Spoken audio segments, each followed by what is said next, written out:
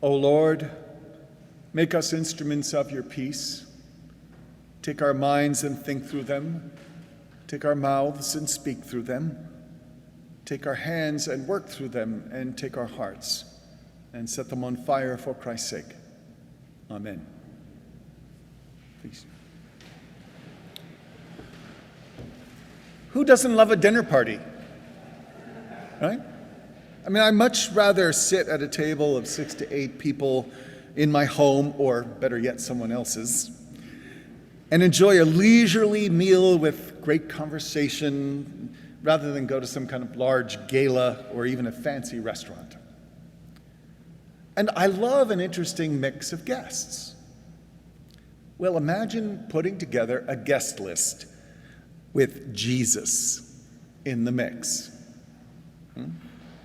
I see a couple shocked looks on people's faces.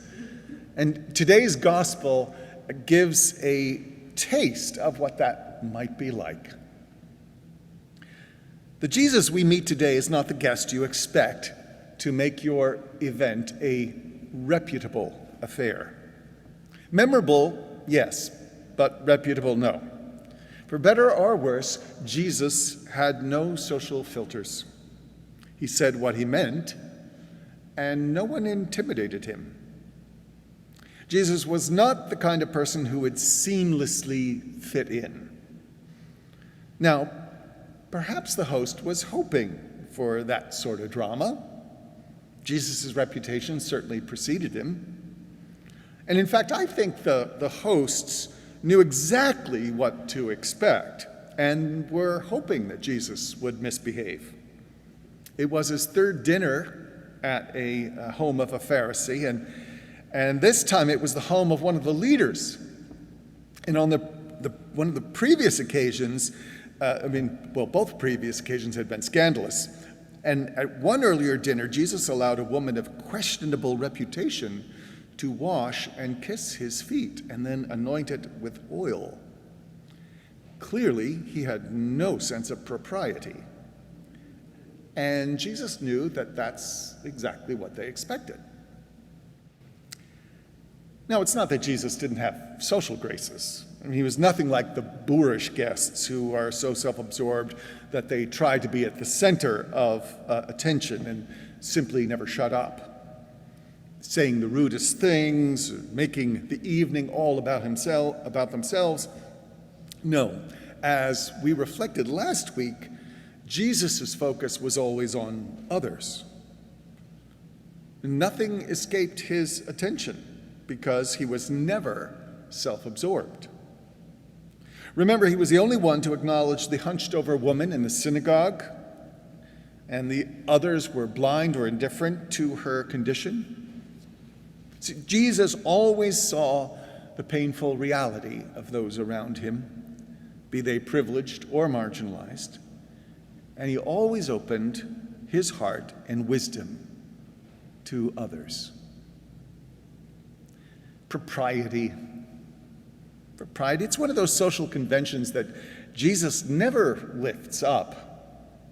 He was certainly, mostly because propriety asks us to allow the status quo to go unchallenged. And Jesus was never a prisoner of propriety because he was inevitably free to let go of the anxieties that we all carry around with us, concern for fitting in or being liked or being respected and honored. And when Jesus was faced with an uncomfortable or inconvenient truth, he didn't shrink back. He always called it out. He held it up for everyone to see. He tried to get those around him also to focus on what was really important by dangling before them the keys to abundant life.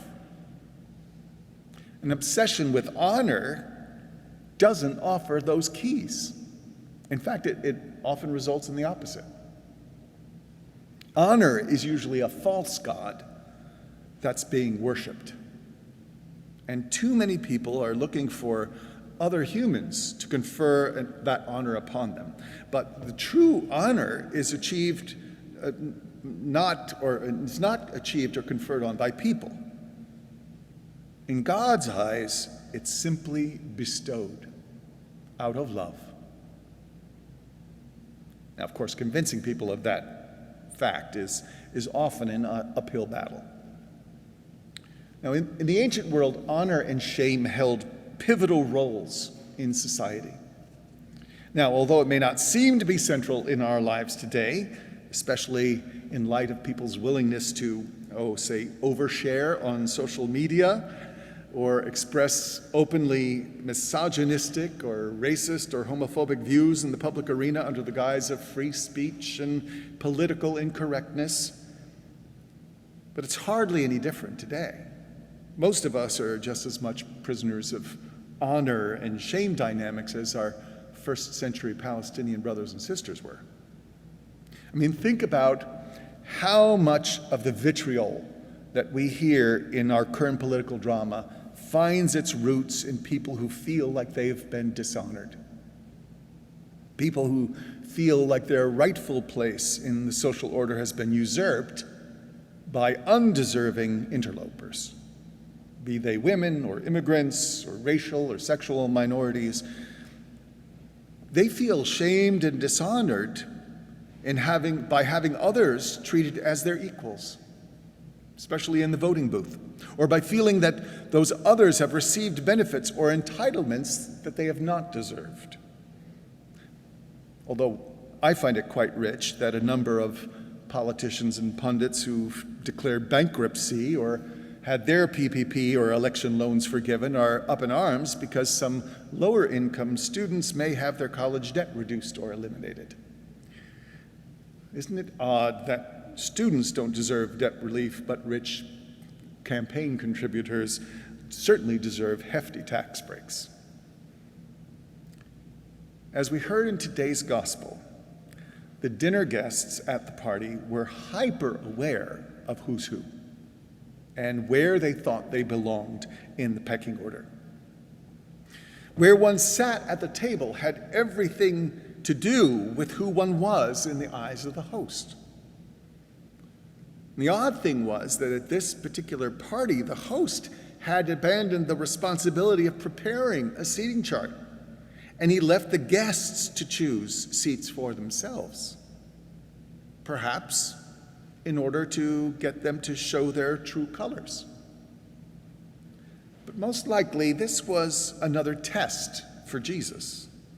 The Pharisees had been trying to catch him out, and put him in his place for some time. So not only did they purposefully bring in a person with dropsy to see if Jesus would once again break the law by healing someone on the Sabbath, those verses were left out of today's reading, but also neglected the seating plan in order to see where Jesus imagined his rank indicated he should sit. But Jesus knew a deeper truth about honor than any of the Pharisees, and by any of the guests or any of us.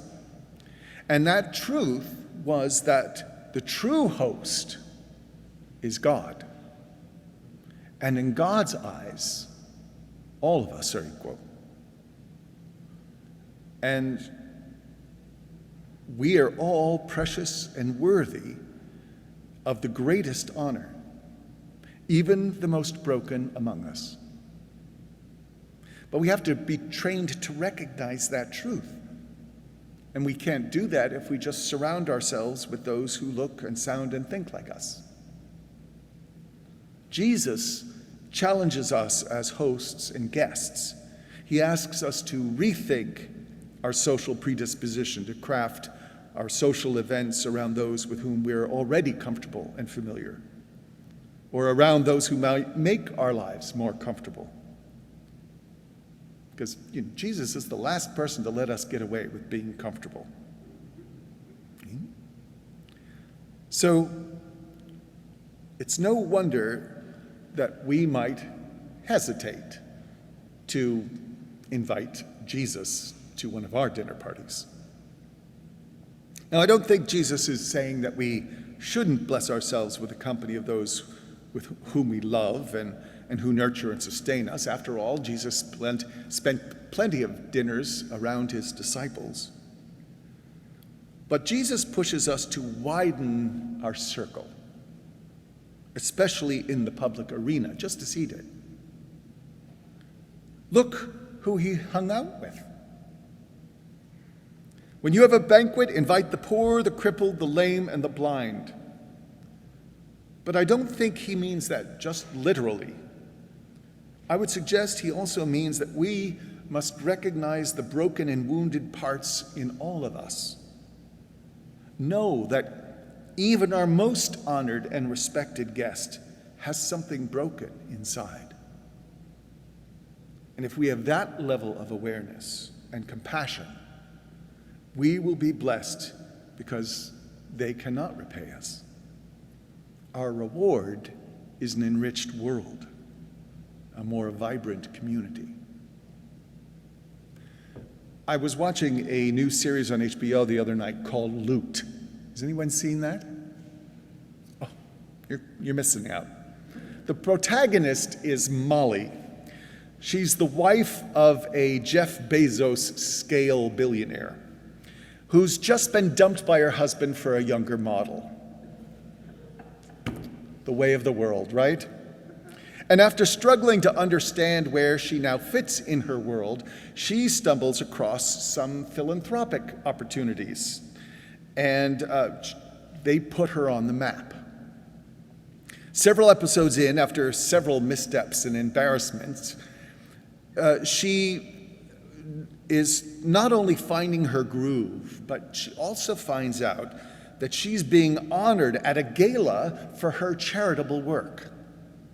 And she brings her quirky and even motley group of co-workers to fill the banquet table.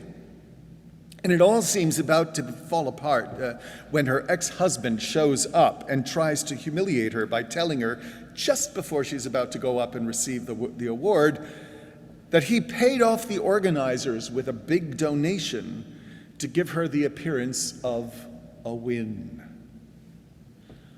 Obviously, he wants her to feel pathetic and pitiful.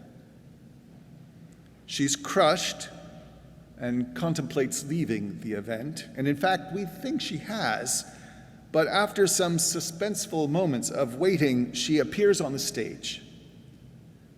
But instead of accepting the award for herself, she calls her team up, and she gives them all of the credit.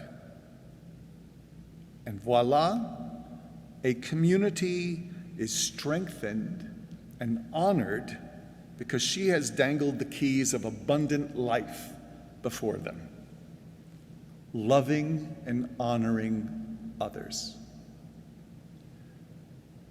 Now, for the context of our gospel story, it's important to remember that given the first century cultural milieu, a banquet was a very specific type of public celebration, very much like the gala in Loot. It wasn't your typical intimate dinner party or family meal. The banquet was a large-scale feast for the wider community. And in God's eyes, no community is authentic and complete when it excludes and humiliates others. Because of the purity codes in Jewish law, poverty and blindness and sickness, they were seen as impurities that separated those who suffered with them from the rest of society. They were symbolic of all that breaks human relationships apart. And that's why they were understood as being the results of sin. Sin being, by definition, that which separates us from God and one another. But the sin that truly breaks societies apart is most often pride, the opposite of humility, puffing oneself up and degrading others. Now this has always been a spectator sport, right? It's It was common at the first century banquet, and it's especially common as we witness it now today in reality TV, social media posts, or the pathetic sideshow of our political culture. I mean, just think of the number of savage put-downs we share just in our political memes, right? And yes, I hate having to call out political memes because I really love them. They really make me laugh when someone's cut down to size. But it's not who I'm called to be. We're challenged in all of our work and celebrations to do them with a humble spirit. We're to look not at ourselves and what we've done, but where we have yet to reach. We're not to look at who belongs, but how we can widen that circle of belonging. What we've achieved and endured should pale in comparison to what we're called to accomplish and who we're called to be. And when we celebrate, well, we invite all God's children. And then we will be amazed at what appears. We'll be amazed at the new life that we can witness. The resurrections of ourselves, our church, our city, our neighbors, even our enemies or complete strangers. So in this and in all things, may God's will be glorified. Thanks be to God.